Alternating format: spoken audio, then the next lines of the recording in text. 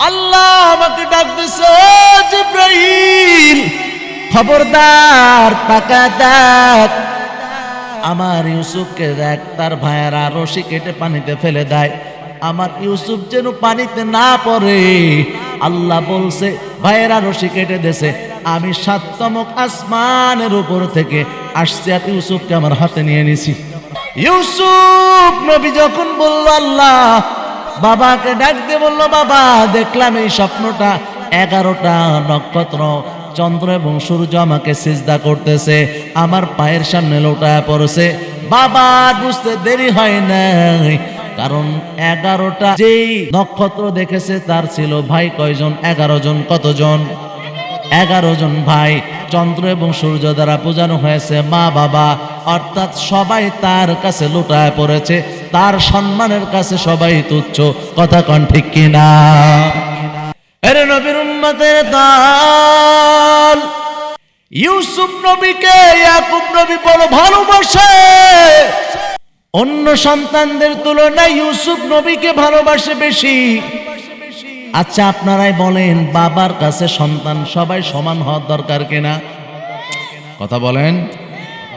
মার কাছে সব সন্তান সমান হওয়ার দরকার কিনা? ইউসুফ নবীর যে ইয়াকুব নবী বেশি ভালোবাসে, এটা জুলুম করছে না? অনেকে আবার মাথা নাড়া দিছে। এদিকে কাছে আসেন, আপনারা একটু দেখি, মাথা নাড়া দিয়েছেন। নবীরা কখনো জুলুম করতে পারে? এই জায়গায় থেকে বোঝা যায় মা বাবা কোন সন্তানকে ভালোবাসবে বেশি, আবার কোন সন্তানকে ভালোবাসবে কম। কথা কন ঠিক কিনা? ওরে তাকায় দেখো, তোমার কোন সন্তান 5 ওয়াক্ত নামাজ পড়ে, আল্লাহ বিল্লাহ করে, তোমার সন্তান তোমার বাধ্য সমস্ত কথা শোনে, আর এক সন্তান মদ খায়, গাঁজা খায়, বিড়ি খায়, ও সমস্ত রকমের আকাম কোকাম করে।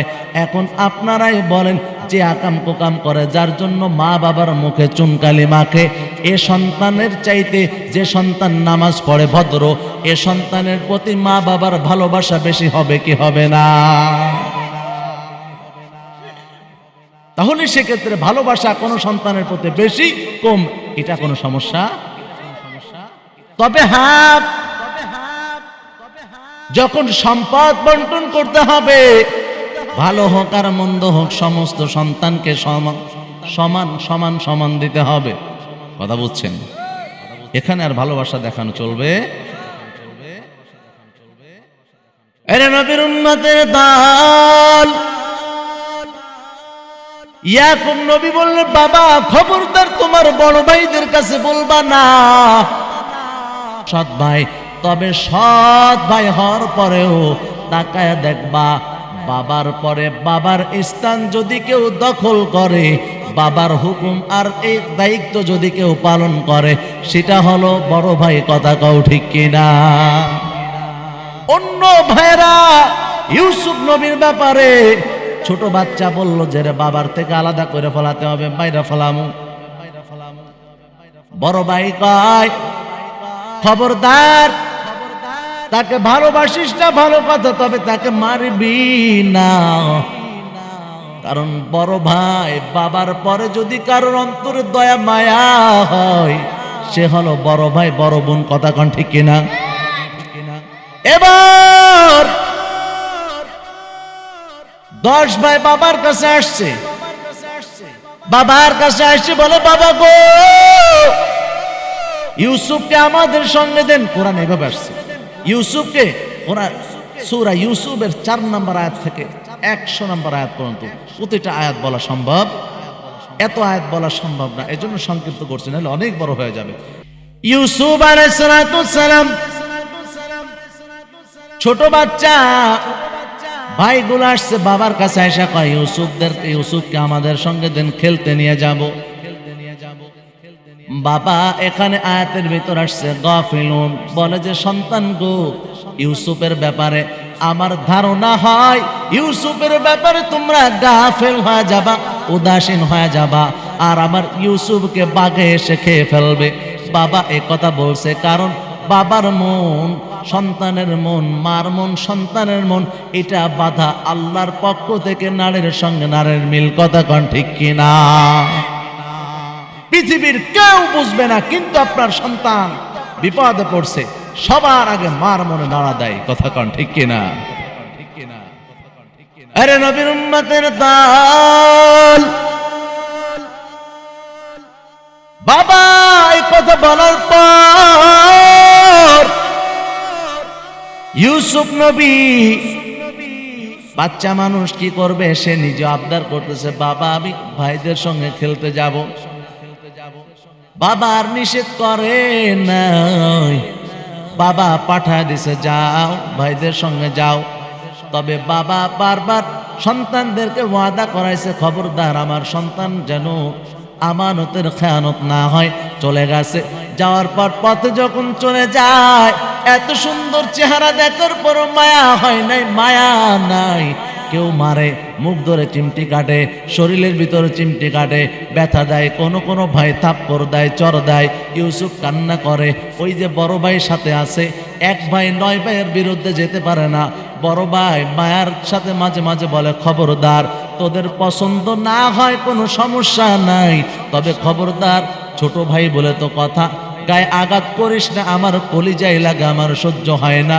জোরে বলতে হবে আল্লাহু আকবার। ইউসুফ নবীকে এবার নিয়ে গেল, ভাইয়েরা হত্যা করবে। বড় ভাই বলে, হত্যা করার কোনো প্রয়োজন নাই, প্রয়োজনে তাকে তোমরা জঙ্গলার ভিতরে ফেলে দাও। বড় ভাই তো একটা ব্যাপার আছে, ছোট ভাই তাকায় দেখবা শত শত শত শত অন্যায় করে, অন্যায় করার পর বাবা যেমন মাথা পেতে নেয়, বড় ভাইও মাথা পেতে নেয়। এমন বড় ভাই সমাজে আছে না? নাই, বহুত আছে। অথচ দেখবেন দুনিয়ার নিজাম, এই ছোট ভাইটা যখন আবার বড় হয়, বড় ভাইয়ের এই অবদান সে আর মনে রাখে না। কথা কন ঠিক কিনা? এটাই সমাজের অবস্থা। ও নবীর উম্মতের দল, ইউসুফ আলাইহিস সালাম কি এবার ভাইরা নিজেরা খেয়াল করলো, ইউসুফ আলাইহিস সালামকে এবার কূপের ভিতর ফেলায় দিবে। কূপের ভিতর নিয়ে গেছে, কূপের কাছে নিছে, কূপের ভিতর ফেলায় দিবে, কূপের কাছে নিছে, রশিতে বেঁধে কূপের ভিতর ছেড়ে দিয়ে রশি কাটা শুরু করছে। এই আমার দিয়ে খেয়াল করেন, রশি কাটতে কত সময় লাগে? বেশি সময় লাগে? আল্লাহু আকবার। হাদিসের ভিতর আসছে, রাসূল সাল্লাল্লাহু আলাইহি ওয়াসাল্লাম জিবরাইল আমিনকে জিজ্ঞাসা করলো যে, জিবরাইল তুমি দুনিয়াতে কতবার দ্রুত এসেছো? বলে যে আমি 3 বার এসেছি। কতবার? কোন রাতে বলে 2 বার। তার একটা সময় কখন? যখন ফিরাউন কালিমা পড়তে গেছিল, আমি তার মুখের ভিতর কাদা ঢুকিয়ে দিয়েছিলাম দ্রুত, যে সে যেন কালিমা পড়তে না পারে। ইউসুফ আলাইহিস সালামকে রশি কাটা শুরু করছে। আল্লাহ আমাকে ডাক দিছে, জিবরাইল খবরদার তাকা দেখ, আমার ইউসুফকে দেখ, তার ভাইয়েরা রশি কেটে পানিতে ফেলে দেয়, আমার ইউসুফ যেন পানিতে না পড়ে। আল্লাহ বলছে ভাইয়েরা রশি কেটে দেছে, আমি 7তম আসমানের উপর থেকে আসছে, আর ইউসুফকে আমার হাতে নিয়ে নিছি। রাসূল আমার গতি এতটা, আমার গতি এতটা, এমনকি এর চেয়েও বেশি। কত বেশি ছিল জানেন? পুরা পৃথিবীটাকে, জিবরাইল আমিনের শক্তি আল্লাহ এত দিয়েছেন, পুরা পৃথিবীটাকে, হাদিসের থেকে বলছি, পুরা পৃথিবীটাকে উঠায় আছাড় পাছাড় দিতে পারে। সুবহানাল্লাহ বলেন। রাসূল যখন মেরাজে গিয়েছিল, মেরাজে যাওয়ার পরে কাফেররা এসে জিজ্ঞাসা করছে, এই মুহাম্মদ, মেরাজের ঘটনা তো অস্বীকার করার কোনো সুযোগ? 15 নম্বর পারার ভিতর আসছে, সুবহানাল্লাযী আসরা বিআবদিহি লাইলাম মিনাল মাসজিদিল হারাম ইলাল মাসজিদিল আকসা। আল্লাহ বলেন যে আমার হাবিবকে আমি মসজিদে হারাম থেকে মসজিদে আকসা পর্যন্ত ভ্রমণ করিয়েছি। এটা কোরআনের আয়াত, বলেন সুবহানাল্লাহ। আবু জেহেল সহ এই যতগুলা বেয়াদব ছিল, এরা এসে কয় যে মুহাম্মদ, বাইতুল মুকাদ্দাস তুমি যে ওখানে গেছো, দরজা কয়টা ছিল, জালনা কয়টা ছিল? আচ্ছা আপনাদেরকে যদি এখন জিজ্ঞাসা করি যে আপনাদের মসজিদের আপনাদের জিজ্ঞাসা করি জালানার সিক কয়টা আছে, কয়টা লোহা আছে, বলতে পারবেন? এই কেউ গুনে রাখে? বলেন। এই একটা অব্বর জব্বর প্রশ্ন নবীকে শুরু করছে। আল্লাহর নবী সিজদায় পড়ে গেছে, জিবরাইল আমিন আসছে, কে রাসূল সিজদায় পড়েছেন, মাথা উঠান, আল্লাহ আমাকে অর্ডার করছে। জিবরাইল আমিন পুরো বাইতুল মুকাদ্দাসকে নিজে হাতে উঁচু করে আল্লাহর রাসূলের সামনে তুলে ধরছেন। জোরে বলবেন না? পুরো বাইতুল মুকাদ্দাসকে হাতের ভিতর তুলে ধরে রাসূলের সামনে ধরছে, বলে যে গুনেন, সবগুলো গনে গনে বলেন। রাসূল এইভাবে তাকায়, বলে আবু জাহেল আমি গুনতেছি, এতটা এতটা এতটা, বলে সুবহানাল্লাহ। জিবরাইল আমিনের শক্তিটা এত বেশি ছিল। এবার তারা চলে গেছে ইয়াকুবের কাছে, যে বলে বাবা ভাইটা হারায় গেছে, ভাইটাকে বাঘে খেয়ে ফেলছে। এদিকে আবার ইউসুফের জামাটাকে নিয়ে গেছে, জামাটার ভিতরে একটা কোন রাত আসছে হরিণ, কোন রাতে বলে বকরির বাচ্চা, জবাই করে রক্তটা জামার ভিতর মাখায়া বাবার কাছে ইয়াকুবের কাছে গেছে, যে বলে দেখেন আপনার সন্তানকে খায়া ফেলাইছে, আমরা কিছু করতে পারি নাই। ইয়াকুব নবী জামাটা ধরছে, ধইরা বলে কোরআনের ভিতরে এভাবে আসছে, বলে বাঘটা বড় শিক্ষিত রে, আমার ইউসুফকে খেয়ে ফেলছে, তবে জামা একটু ছেড়ে নাই, বাঘটা বড় শিক্ষিত, বাঘটা বড় শিক্ষিত, আমার ইউসুফের জামা ছেড়ে নাই, কিন্তু এর ভিতর থেকে খেয়ে ফেলছে। ইয়াকুব নবী দোয়া করল, আল্লাহ কোন পশুটাকে হত্যা করছে আমার সামনে পাঠায় দাও। আল্লাহ নবী দোয়া করছে, দোয়া করার সাথে সাথে দোয়া করতে দেরি হয়, সঙ্গে সঙ্গে আল্লাহ তাআলা জবাইকৃত সেই বস্তুটাকে, সেই প্রাণীটাকে ইয়াকুব নবীর সামনে উপস্থিত করে দিয়েছে। আসছে, জিজ্ঞাসা করছে, বলতেছে আপনার সন্তানরা আমাকে হত্যা করেছে অন্যায়ভাবে এবং আমার রক্ত মাখায়ের ভিতর মিশায় দিয়েছে, ইউসুফকে তারা হত্যা করে নাই, তাকে ফেলে দিয়েছে। একদল ব্যবসায়ী ওখান থেকে যায়, যাওয়ার সময় হঠাৎ করে যখন কূপের কাছ দিয়ে গেল, যাওয়ার সময় কূপের থেকে পানি নেওয়ার জন্য বালতি ছাড়ছে, বালতিটা যখন টেনে উঠায় দেখে অনেক ভার হয়ে গেছে, পার হয়ে গেছে। যখন বালতিটা টাইনা টাইনা উঠায়, বালতিটা টাইনা উঠানোর সময় তাকায় দেখে বালতিটা ভার, তারা মনে মনে বলতেছে দামি জিনিস পায়া গেছি। হঠাৎ করে যখন উঁচু করে দেখেছে, দেখে যে কেমন যেন বালতিটা ধরে ছোট একটা বাচ্চা ঝুলে আছে, তার চেহারা কেমন যেন পূর্ণিমার চাঁদের চাইতেও বেশি চমকায়। এবার লোকগুলো ডাক দিয়ে বলল, ইয়া বুশরা হাদা গুলাম, লোকজন ডাক দিয়ে বলল যে আমরা পেয়েছি, একে গোলাম হিসাবে নিয়ে যাব। বললো আমরা একটা গোলাম পেয়েছি, একে নিয়ে যাব। দ্রুত তাকে লুকায় ফেললো। আল্লাহ তাআলা বলেন আমি তাদের জ্ঞান সম্পর্কে জানতাম, তারা যা করে আর না করে সব আমি জানতাম। নিয়ে চলে গেল, লম্বা চড়া ঘটনা, সোজা সোজা মিশরের ভিতরে নিয়ে চলে গেছে। মিশরের ভিতরে যাওয়ার পর আমরা যে বলি জুলাইখা নামে যে মহিলাটা ছিল তার কাছে নিয়ে গেল, তার কাছে তার স্বামী ওই দেশের সম্ভব, এরকম আমরা বলি যে ওই দেশের প্রধানমন্ত্রী ছিল না, ওই দেশের প্রধানমন্ত্রী ছিল না, কিন্তু খাদ্যমন্ত্রী ছিল। কি ছিল? জুলাইকার স্বামী কি ছিল? খাদ্যমন্ত্রী। ওই দেশে নিয়ে যাওয়ার পর ইউসুফ আলাইহিস সালামকে যখন বিক্রি করে দেওয়া হবে, ওনাকে যখন বিক্রির জন্য নেওয়া হয়েছে, জুলাইকার স্বামী চলে গেছে, খাদ্যমন্ত্রী কিনে নেয় অনেক টাকা, তার ওজনের পরিমাণ টাকা দিয়ে কিনে নেছে। সংক্ষিপ্ত করছি ঘটনা, নিয়ে চলে আসছে জুলাইকার কাছে।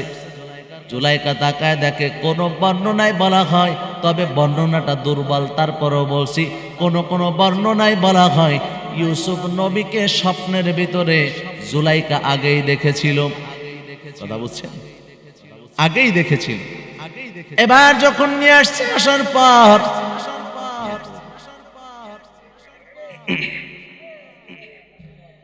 ইউসুফ আলাইহিস সালামকে যখন নিয়ে আসছে, এই আমার দিয়ে খেয়াল করবেন, যখন নিয়ে আসছে সঙ্গে সঙ্গে বললেন, জুলাইকার স্বামী বললেন যে এই বাচ্চাটাকে দেখাশোনা ভালো করে করো, আমাদের কাজে আসবে, আগামীতে কাজে আসতে পারে। ইউসুফ নবী যখন বড় হয়ে গেল, আল্লাহ তাআলা কোরআনের ভিতর বলছেন যখন ইউসুফ নবী বড় হয়ে গেছে, ওয়ালাম্মা বালাগা আশুদ্দাহু আতাইনাহু হুকমান ওয়া ইলমান।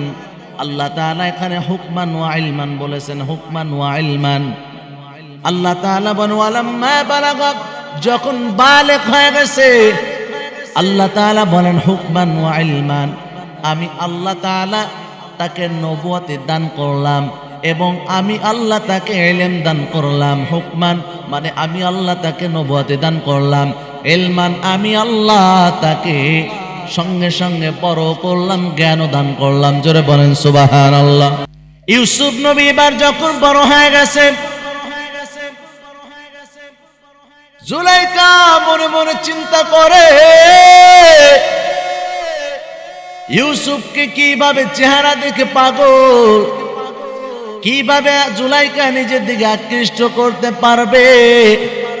সমস্ত রকমের কৌশল অবলম্বন করে, সব ধারণার কৌশল একের পার কৌশল অবলম্বন করার পরও কোনো কাজ হয় নাই। ইউসুফ নবী আল্লাহকে বলছে মাআযাল্লাহ ইত্তাকিল্লাহ, ও আল্লাহ আমি তোমাকে ভয় করি, তুমি আমাকে হেফাজত করো। জোরে বলেন সুবহানাল্লাহ। আল্লাহ তাআলা দোয়া কবুল করে নিয়েছে। কবুল করে নেওয়ার পর ইউসুফ আলাইহিস সালাতু ওয়াস সালাম যখন আল্লাহর বান্দা এবার একটা রুমের ভিতরে ডেকে নিয়েছে ইউসুফ আলাইহিস সালামকে জুলাইখা। এবার ইউসুফ আলাইহিস সালাতু ওয়াস সালামকে কোনো ভাবে এই আমার দিয়ে খেয়াল করবেন, বন্ধ করুন। ইউসুফ আলাইহিস সালাতু ওয়াস সালাম জুলাইখা ডেকে নিল। জুলাইখার স্বামী ইউসুফের মালিক, আবার জুলাইখা হলো মালকিন। ডাক দিছে, শুনতে হবে। এবার যখন প্রেমের প্রস্তাব, যখন খারাপ কাজের জন্য, জিনার জন্য প্রস্তাব দিল, ইউসুফ আলাইহিস সালাতু ওয়াস সালাম কোরআনের আয়াতের ভিতরে এভাবে আসছে, ইউসুফ আলাইহিস সালাম বলে যে আল্লাহ যদি আমাকে না বাঁচাইতেন আমি মনে হয় ধ্বংস হয়ে যাইতাম। আল্লাহু আকবার বলবেন না? ইউসুফ নবী কি বলছেন? আল্লাহ তাআলা নিজেই গ্যারান্টি দিয়েছেন যে সমস্ত নবীদের, একমাত্র নবীদের ঈমান এটাই নিরাপদ, বাকি কারোর ঈমান নিরাপদ না। সুবহানাল্লাহ বলেন। ইউসুফ আলাইহিস সালাতু ওয়াস সালাম হঠাৎ করে জুলাইখা যখন ষড়যন্ত্র করলো, বারবার ফুসলাইতে থাকলো, আল্লাহ পাক রব্বুল আলামিন সঙ্গে সঙ্গে ইউসুফ জুলাইখার ওইখানে জিবরাইল আমিনকে উপস্থিত করে দিয়েছেন। আর কোনো চেহারা নিয়ে না, স্বয়ং ইউসুফের বাবা ইয়াকুব আলাইহিস সালামের চেহারা নিয়ে উপস্থিত হয়ে গেছে। ইউসুফ নবী দেখতে পাইছে, জুলাইখা দেখতে পাই নাই। কারণ নবীরা দেখতে পাবে, সাধারণ কেউ দেখতে পারবে না। কথা কোন ঠিক কিনা? ইউসুফ আলাইহিস সালামকে ডাক দিয়ে বলে, বেটা ইত্তাকিল্লাহ, আল্লাহকে ভয় করো। এই কথা যখন বলছে, ইউসুফ আলাইহিস সালাম দরজার দিকে তাকায়, দেখে দরজাগুলা বন্ধ। ইউসুফ আলাইহিস সালাম আল্লাহকে ডাক দিয়ে বলে, আল্লাহ কি করব, দরজা তো বন্ধ। আল্লাহ তাআলা ইউসুফের মনের ভিতর সাড়া দিয়েছে, ইউসুফ দরজার কাছে দৌড় দিয়ে যাবা, খোলার দায়িত্ব আমি আল্লাহর। জোরে বলেন সুবহানাল্লাহ। ও নবীর উম্মতের দল, ইউসুফ আলাইহিস সালাম দরজার কাছে যখন দৌড় দিয়ে চলে গেছে, আল্লাহ তাআলা কোন রাতে আছে 7টা দরজা ছিল। কতটা দরজা? একটা দরজার কাছে দৌড় দিয়ে যায়, একটা দরজা খুলে যায়। আল্লাহু আকবার বলেন। আবার কোন রাতে বলা হয় শুধু এতটুকু বলেছে, দরজার কাছে দৌড়ে গেছেন, আল্লাহ তাআলা দরজা খুলে দিয়েছেন। আর পিছন থেকে জুলাইখা ইউসুফের জামাটা ধরে ফেলছে। ধরার পর এবার সঙ্গে সঙ্গে ইউসুফের জামাটা পিছ থেকে ছিঁড়ে গেছে। ছিঁড়ে যাওয়ার পর দরজাও খুলে গেছে। দেখে খাদ্যমন্ত্রী অর্থাৎ মালিক সামনে চলে আসছে। ইউসুফ নবী এবার দেখে হতভম্ব হয়ে চুপ হয়ে গেছে। জুলাইখা, মহিলাদের ষড়যন্ত্র বড় খারাপ। কথা কোন ঠিক কি না? এই জন্য আল্লাহ কোরআনের ভিতর বলছেন, ইন্না কাইদাকুন্না ইন্না কাইদাকুন্না আযীম, এভাবে সম্ভবত আসছে। আল্লাহ তাআলা বলে তাদের ষড়যন্ত্রটা বড় খারাপ, মহিলাদের ষড়যন্ত্রটা বড় মারাত্মক। কথা কোন ঠিক কিনা? এবার যখন খাদ্যমন্ত্রীর কাছে দোষ দিল, ইউসুফের দোষ দিয়ে দিছে। ইউসুফ নবী জিজ্ঞাসা করার পর ইউসুফ নবী কয়, ইউসুফ তোমার কোন সাক্ষী আছে? ইউসুফকে দোষী করে ফেলছে। ইউসুফকে আমার সাক্ষী আছে, এ ঘরের ভিতরে একটা বাচ্চা। সুবহানাল্লাহ। কোন জুলাইখা মনে মনে চিন্তা করতেছে, বাচ্চাই কি আর কথা কইতে পারবো? অথচ আল্লাহ পাক রব্বুল আলামিন তিনজন বাচ্চাকে জন্মের পরে কথা বলার শক্তি দিয়েছেন। সুবহানাল্লাহ বলেন। ইউসুফকে সত্য প্রমাণ করার জন্য ওই সময় ওই বাচ্চাটা হযরত ঈসা আলাইহিস সালাম মারিয়ামের গর্ভ থেকে বের হয়ে আসার পর ঈসা আলাইহিস সালাম, আর একটা হচ্ছে দুর্বল কওল, এটা হচ্ছে কোন একজন জুরাইজ নামক একজন আল্লাহওয়ালার উপর জিনার আরোপ আসলে পরবর্তীতে ওই বাচ্চাটার বুকে হাত দিয়ে যখন উনি বলে, বাবা তোমার বাবাকে সত্য কথা বলো, তখন আল্লাহর বান্দাকে আল্লাহ জিনার দোষ থেকে পবিত্র করার জন্য ওই বাচ্চার জবান খুলে দিয়েছিল। সুবহানাল্লাহ বলেন। ইউসুফ আলাইহিস সালাম বলেন যে বাচ্চাটা আমার সাক্ষী, বাচ্চা নিয়ে আসছে। ইউসুফ আলাইহিস সালাম যখন এই কথা বলছে, জুলাইখা মনে মনে চিন্তা করতেছে, বাচ্চাইকে আর কথা কইতে পারবো, কিন্তু আল্লাহ চাইলে পারে না এমন কিছু আছে যেটা পৃথিবীর কেউ পারে না। পারেন কে? এবার ইউসুফ আলাইহিস সালাম কোনো কথা বলেন নাই, বাচ্চার জবান খুলে গেছে। বলেন সুবহানাল্লাহ। বাচ্চা এবার খাদ্যমন্ত্রীকে শিক্ষা দেয়, বলে আপনারা খাদ্যমন্ত্রী বানাইছে কেডা? আপনার জ্ঞান নাই মিয়া।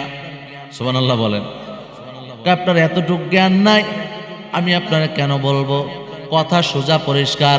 তাকায় দেখেন ইউসুফের জামার যদি সামনের দিকে যদি কমিশন শব্দটা ব্যবহার করেছে, ইউসুফের জামার সামনের অংশে যদি ছেঁড়া হয় ইউসুফ দোষী, ইউসুফের জামার পিছনে যদি ছেঁড়া হয় তাহলে জুলাইখা দোষী। এ কথা বলার পর যখন তাকায় দেখছে ইউসুফের জামার পিছনে ছেঁড়া, তখন স্বামীতে বলছে, ইন্না কাইদাকুন্না আযীম, আরে মহিলা তোদের ষড়যন্ত্র বড় মারাত্মক। কথা কোন ঠিক কিনা? স্বামীতে কথা বলছে। এবার কি করবে? সমাজের ভিতর ছড়ায় গেছে, সবাই হাসাহাসি করতেছে, আরে সর্বনাশ, ইউসুফের মতো একজন গোলামের প্রেমে পড়ে গেল একজন, অর্থাৎ আপনার মন্ত্রীর স্ত্রী মালিক হয়ে গোলামের প্রেমে পড়লো, এর চাইতে চরিত্রহীনা আর হতে পারে না। আরে তারা তো জানে না এ চেহারার কাছে পৃথিবীর সবকিছু পাগল। কথা বলেন ঠিক কি ঠিক না? এ নবীর উম্মতের দল, এবার আল্লাহ পাক রব্বুল আলামিন ইউসুফের সম্মান বাড়াবেন, তবে ইউসুফের সম্মান কিন্তু আল্লাহ কমতে দিচ্ছেন না, কমানো নাই। এক পর্যায়ে জুলাইখা যখন সমাজের মানুষের কথা শুনতে লাগলো, সমাজের মানুষ যখন একের পর এক ইউসুফের ব্যাপারে বাজে মন্তব্য করতে থাকলো যে গোলামের প্রেমে পড়ছে, জুলাইখা তখন করলো কি, মিশরের মহিলাদেরকে ডাক দিছে, ডাক দিয়ে বসায় দিছে, হাতে একটা করে ছুরি দিছে, একটা করে আপেল দিছে, মালটা দিছে, হাতে একটা করে আপেল মালটা দিয়ে বলছে এটা কাটো। কাটার যখন অনুমতি দিছে, হঠাৎ করে ইউসুফকে ডাক দিছে, ইউসুফ বের হয়ে আসো।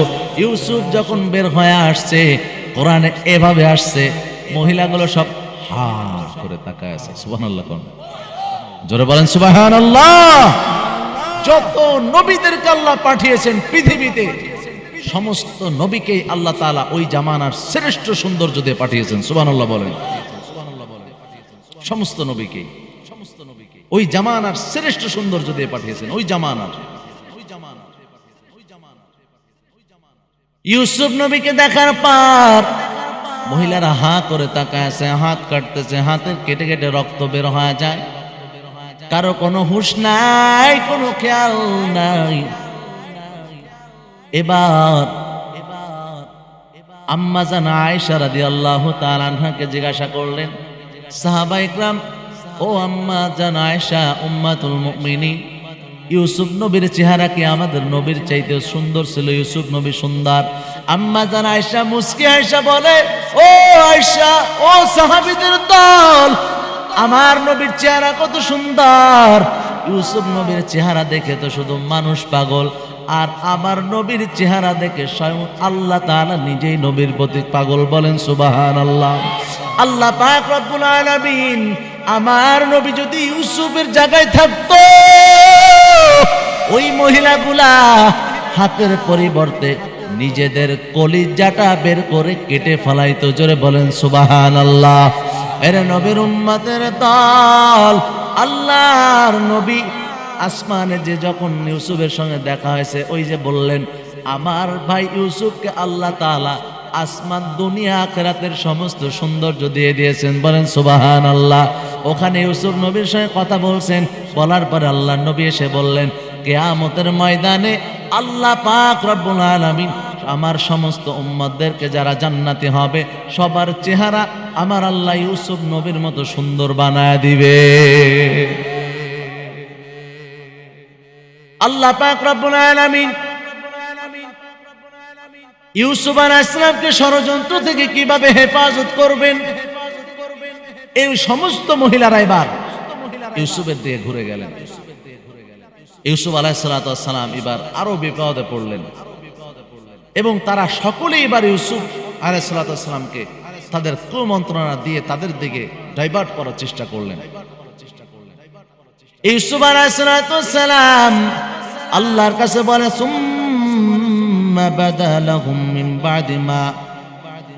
এই আয়াতের ভিতরে ইউসুফ আলাইহিস সালাম ডাক দিয়ে বলেন যে আল্লাহ, এখন আমি এটা মনে করতেছি আমার জন্য এটাই শ্রেয় হবে, আমার জন্য এটাই ভালো হবে, আমি এই জায়গার চাইতেও বেশি ভালো মনে করতেছি, আমাকে কারাগারে পাঠায় দাও। সুবহানাল্লাহ বলেন। কারাগারে গেলেই যে সবাই খারাপ তা কিন্তু না, কথা ঠিক কিনা? আর জোরে বলেন না কেন? কারাগারে গেলেই কিন্তু সব খারাপ। মাঝে মাঝে ইউসুফের মতো ভালো মানুষও কারাগারে যায়, কথা কন ঠিক কিনা? শুধু তাই নয়, যতগুলা ইমামের কথা শুনেছেন, ইমাম আবু হানিফা, ইমাম বুখারী, ইমাম যত বড় বড় ইমাম আছে, প্রত্যেকটা ইমামের মৃত্যু জেলখানার ভিতর, কারাগারের ভিতর হয়েছে। কথা বুঝছেন? এই জন্য জেলখানায় কেউ ঢুকলে এরা মনে করা যাবে না মনে হয় দোষী, ব্যাপারটা এমন। সেই ইউসুফও হতে পারে, কথা কন ঠিক কিনা? ইউসুফ আলাইহিস সালাম কারাগারে ঢুকে গেলেন। আমি সংক্ষেপ করছি, বেশি বড় করতে পারছি না। ইউসুফ আলাইহিস সালাম ওখানে দুজন ব্যক্তির সাথে দেখা হলো। কয়জন? দুজন ব্যক্তির সাথে ইউসুফ আলাইহিস সালামের সাক্ষাৎ হইল। এই দুজন মানুষ তারা বাদশার খুব কাছের মানুষ ছিল। ইউসুফ আলাইহিস সালামের কাছে আসছে। ইউসুফ আলাইহিস সালামের কাছে এসে বলে, ইউসুফ, আমরা দুজন একটা স্বপ্ন দেখছি। কি স্বপ্ন দেখছো? একজন বলতেছে আমি স্বপ্ন দেখছি যে আমার মাথা, মানে একজন বলতেছে যে একজন আমরা স্বপ্ন দেখছি যে তার আমার মাথার উপর থেকে কাকে রুটি ছিঁড়ে খাচ্ছে। কি ছিঁড়ে খাচ্ছে? আর আরেকজন বলতেছে যে আমাদের দুজনের ভিতরে একজন আমরা স্বপ্ন দেখেছি যে আমরা হাতে মদের গ্লাস নিয়ে বা শরাবের এই গ্লাসটা নিয়ে আমরা বাদশাকে পান করাচ্ছি। ইউসুফ আলাইহিস সালাম বললেন, তোমাদের নিয়মিত সময় যখন খাবার আসবে এর আগেই জবাব দিয়ে দেব। এখানে একটা বিষয়। ইউসুফ আলাইহিস সালাম যখন জবাব দিলেন তখন ওরা বললেন যে আমরা এই স্বপ্ন দেখি নাই। আমরা এই স্বপ্ন। ইউসুফ আলাইহিস সালাম বললেন কোনো কাজ হবে না, স্বপ্ন দেখো আর না দেখো, ব্যাখ্যা দিয়েছি, এটাই বাস্তবায়িত হবে। ওমর রাদিয়াল্লাহু তাআলা আনহুর কাছে একজন আসছেন। এই জন্য স্বপ্ন যার তার কাছে বলিয়েন না, যার তার কাছে বলবেন না, কথা বুঝছেন? স্বপ্নর ব্যাখ্যা চাবেন দুই শ্রেণীর মানুষ, যারা স্বপ্ন সম্পর্কে জানে, যারা তাবের, আর দ্বিতীয় নাম্বার হলো কোনো আলেম। এর বাইরে কারোর কাছে বলবেন না, এলোমেলো ব্যাখ্যা দিলেই শেষ।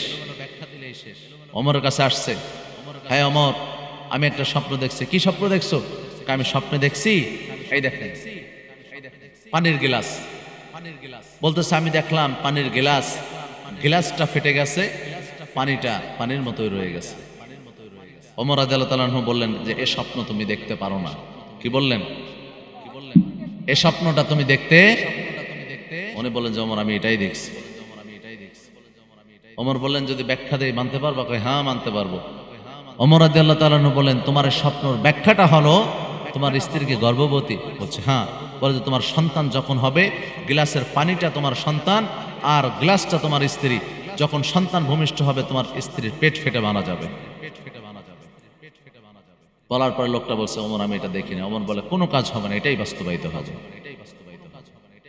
এটাই কি এই জন্য স্বপ্ন কখনো কারোর কাছে জানানো যাবে।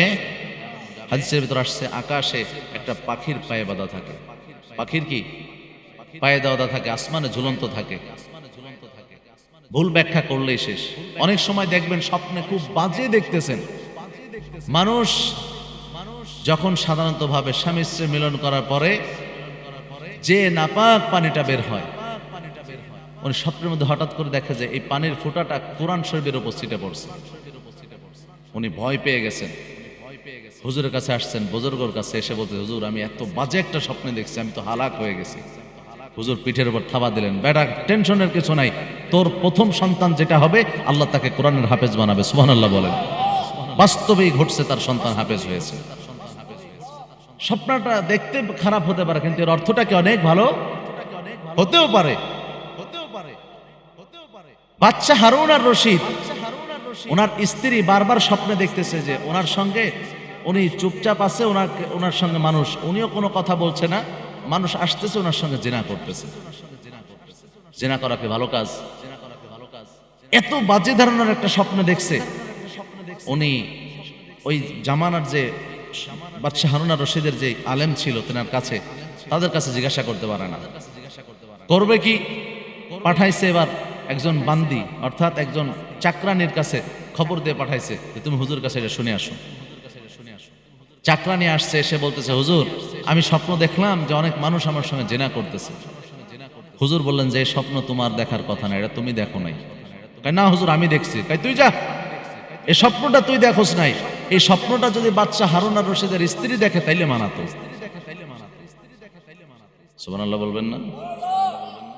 বলছে বাদশা হারুন আর রশিদের স্ত্রী যদি দেখতো তাইলে মানাই, তোর দ্বারা মানায় না। হুজুর কি বলবো, উনি বলতে লজ্জা পাচ্ছেন, এটা উনিই দেখছেন। বললেন যে আলহামদুলিল্লাহ, টেনশনের কিছু নাই। বাদশা হারুন আর রশিদের স্ত্রীর মাধ্যমে এ জনগণের এমন উপকার বা এমন ধারণার উন্নয়নমূলক কাজ হবে যে সমগ্র বিশ্বের মানুষ সেটাতে উপকৃত হবে। বলেন সুবহানাল্লাহ। তাই হয়েছে, ওনার মাধ্যমে বড় বড় কাজ হয়েছে। স্বপ্ন খারাপ দেখলে অনেক সময় কি অর্থ ভালো। এই জন্য স্বপ্নের ব্যাখ্যা সবার কাছে জানতে চাওয়া যাবে। ইউসুফ আলাইহিস সালাম বলছে, তোরা যাই বলো না কেন স্বপ্ন ওটাই কি। ইউসুফ নবী যখন বুঝলেন এদের মধ্যে যেই ব্যক্তিটার মাথার উপর থেকে কাকে রুটি ছিঁড়ে ছিঁড়ে খায়, ইউসুফ নবী বুঝলেন এই ব্যক্তিটাকে শুলিতে। ইউসুফ নবী এটা বললেন, তোমাদের মধ্যে একজন আবার বাদশার খেদমত করবে, অর্থাৎ যে মদ পান করাচ্ছে সে খেদমত করবে, আর একজনকে শুলিতে চড়ায় মৃত্যুদণ্ড দেওয়া হবে, তার মাথার মগজগুলাকে কাকে ঠুকে ঠুকে ঠুকে ঠুকে খাবে। ইউসুফ নবী বলে দেওয়ার পর তাদের মধ্য থেকে যেই ব্যক্তি বাদশার কাছে আবার যাবে, যাওয়ার পর বাদশার খেদমতে আবার নিযুক্ত হয়ে যাবে, ইউসুফ নবী তাকে বললেন আমার ব্যাপারে বাদশার কাছে বলো, আমার কথা বাদশার কাছে জানাও। লোকটা বাদশার কাছে চলে গেলেন। কোরআনের ভিতর আসছে যে ইউসুফ নবীর এই কথাটা বলার জন্য শয়তান তাকে ভুলায় দিল। কে ভুলায় দিল? জোরে বলেন, কে ভুলায় দিল? শয়তান ভুলায় দেওয়ার পর এবার হঠাৎ করে বাদশা একটা স্বপ্ন দেখছে। বাদশা একটা স্বপ্ন দেখছে, 7টা দুর্বল গরু বড় বড় তাজা মোটা গরুকে খেয়ে ফেলছে। আবার উনি দেখলেন 7টা, যেমন আপনাকে এই এলাকার কথা বললে সহজে বুঝবেন, 7টা শুকনা ধানের শীষ। আবার দেখছে 7টা শুকনা মানে তাজা ধানের 7টা শীষ দেখছে। শুকনাও দেখেছেন, ভালো দেখেছেন, দুর্বল গরু দেখেছেন, ভালো দেখেছেন। এমনি যখন স্বপ্নের কথা ওনার যে কর্মচারী তার সঙ্গে বললেন, হঠাৎ করে মনে পড়ে গেছে জেলখানায় তো একজন লোক ছিল স্বপ্নের ব্যাখ্যা দিয়েছিল। বলেন সুবহানাল্লাহ। বাদশাকে ডাক দিয়ে বলে, জেলখানায় এমন একজন লোক আছে যার নাম ইউসুফ, তার কাছে আমি একটা স্বপ্নের ব্যাখ্যা নিয়েছিলাম, ওই ব্যাখ্যার কারণে আজকে আমি আপনার কাছে, যদি তার কাছে যেতে বলেন আমি যাব। লোকটা বললেন, বাদশা বললেন দ্রুত যাও। ইউসুফ নবীর কাছে যখন গেছে, ইউসুফ নবী এখানে বলতে পারতেন আমাকে আগে বের করো তারপরে বলবো, পারতো কি পারতো না? হাদিসের ভিতর আসছে নবী এখানে একটা কথা বলছে, আমার ভাই ইউসুফ আমার চাইতে বেশি বিনয় দেখিয়েছে। সুবহানাল্লাহ বলেন। নবী বলতেছেন যে আমি যদি হইতাম আমি বলতাম যে আমার আগে ছাড়ো, তারপরে আমাকে আগে ছাড়ো, তারপরে বলবো, এর আগে বলবো।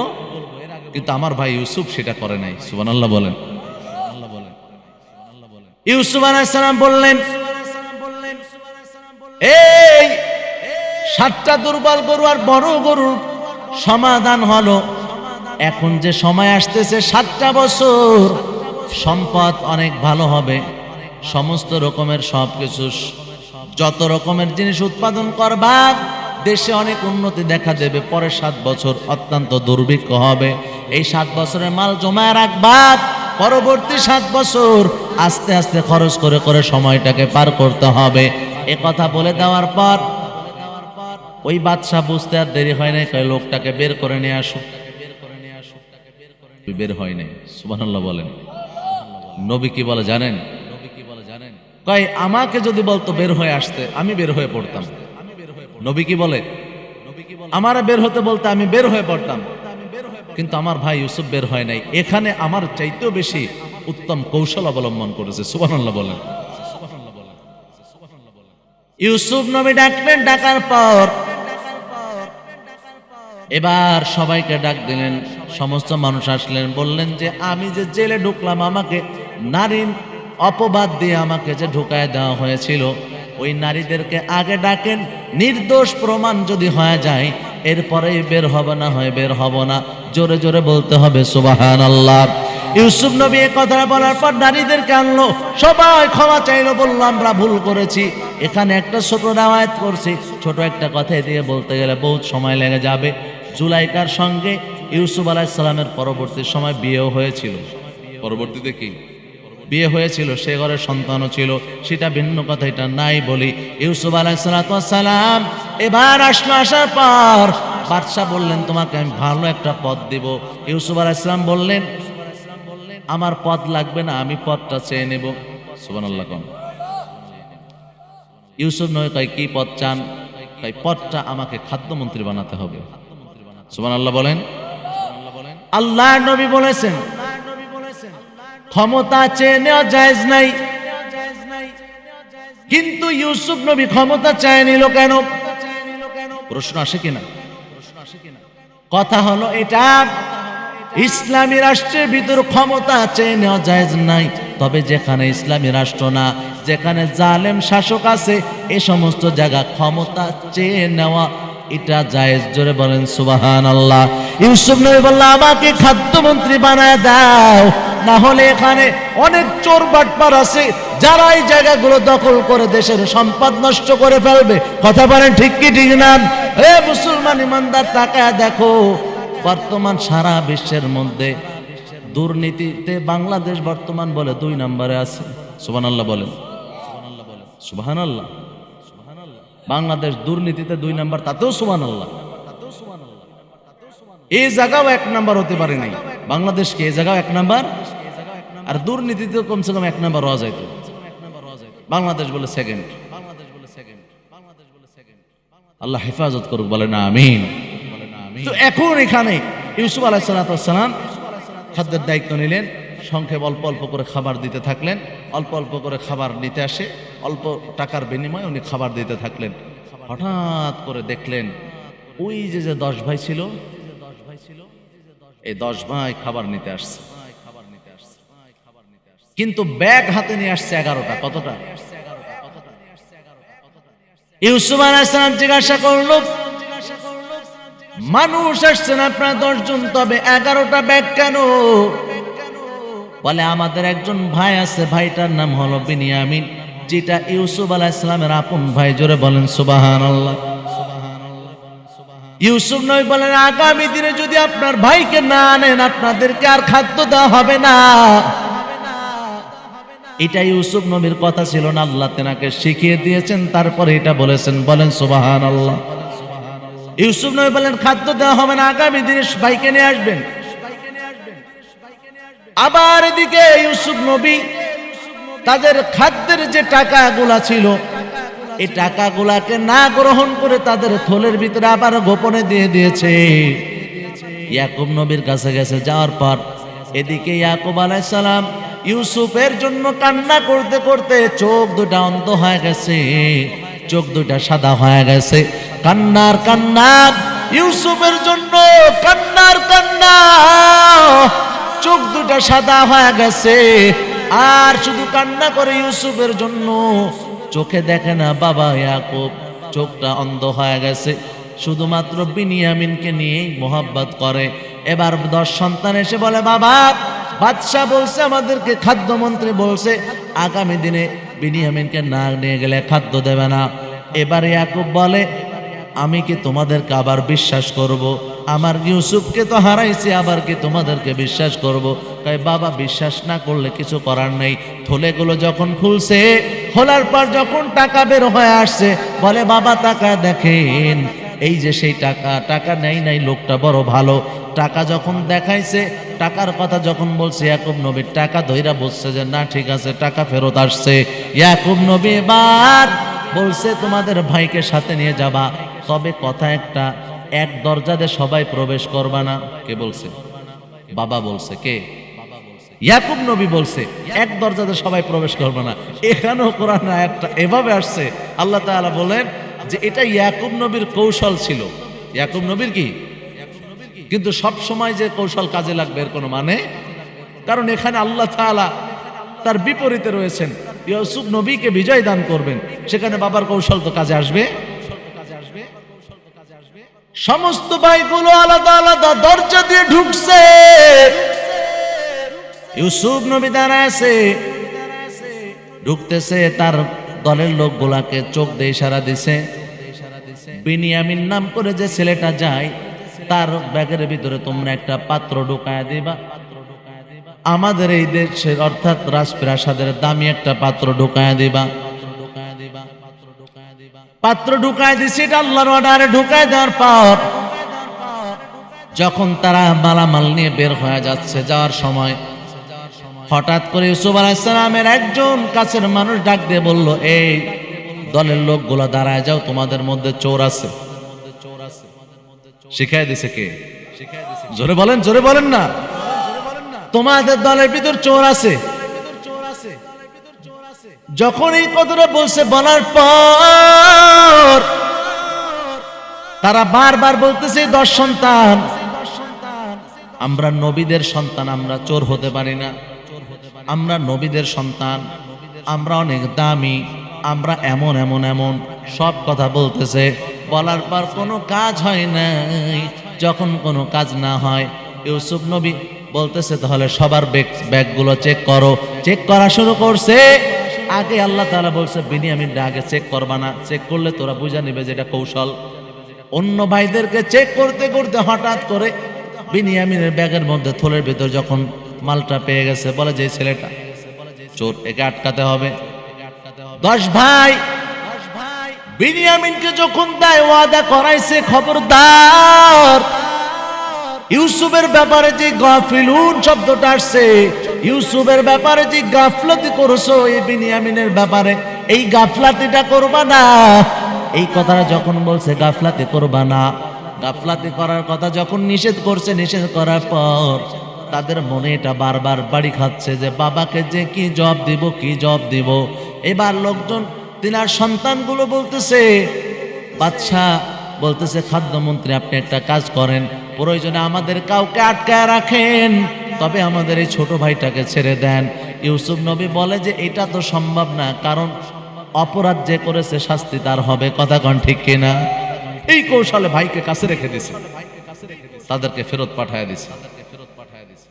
যখন তারা চলে গেছে, যাওয়ার পর ইয়াকুব নবীকে বললেন যে বিনিয়ামিন চুরি করছে। ইয়াকুব নবী আরো কান্না শুরু করছেন, বলে যে যেভাবে ইউসুফের সঙ্গে তোরা ঘটাইছো, বিনিয়ামিনের সঙ্গে তাই ঘটাইছো। কথাটা এরকমই আসে কিনা? বলে যে সেই একই কাজটা ঘটাইছো। কি করব? কিছু করার নাই, আমি আল্লাহর উপর সবর করব, আমি আল্লাহর কাছে বিচার দিলাম। এই কথাটা বলে উনি চুপ হয়ে আছে। আল্লাহর নবী উনি এভাবে চুপ হয়ে কান্না করতেছেন, আরো কান্না বেড়ে গেল। এদিকে চোখ তো নষ্ট হয়ে গেছে। এ ভাইগুলা পরবর্তীতে আবার যখন আসছে, আসার পরে ইউসুফ নবী বলতেছে, 10 ভাইকে ডাক দে, বলে আলোচনা একদম শেষের দিকে, ডাক দে বলে দেখো ইউসুফের কথা তোমাদের মনে আছে কিনা? ইউসুফের কথা তোমাদের মনে আছে কিনা? 10 ভাই ইউসুফের দিকে হাত উঁচু করে বলে, তুমি কি তাহলে ইউসুফ? আল্লাহু আকবার বলেন। তুমি কি তাহলে ইউসুফ? বলে হ্যাঁ। জিজ্ঞাসা করলো বাবার কথা, বলে তোমার শোকে বাবা কান্না করতে করতে অন্ধ। ইউসুফ নবী এবার করছে কি, নিজের একটা জামা দিছে, বলছে আমার বাবার চোখের ভিতর মিলায়া দিবা, আমার বাবার চোখ আল্লাহ ভালো বানায় দিবে। জোরে বলেন সুবহানাল্লাহ। ইউসুফ আলাইহিস সালাম জামাটা দিয়ে দিছে, ভাইগুলো নিয়ে যায়। বহুত দূর থেকে ইয়াকুব নবী ইউসুফের জামার ঘিরান পাইতে শুরু করছে। সুবহানাল্লাহ বলেন।